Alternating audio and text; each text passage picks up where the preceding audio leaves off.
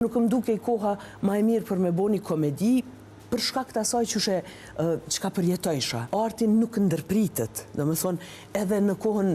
sa ishin kosovarët refugjat,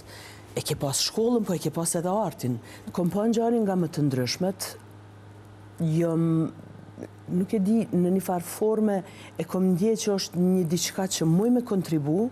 për shkak se thjesht gjuhën e disha, realisht fillova me pa Kosovën për me syve të mi, me pas një farë perceptimi, edhe thjesht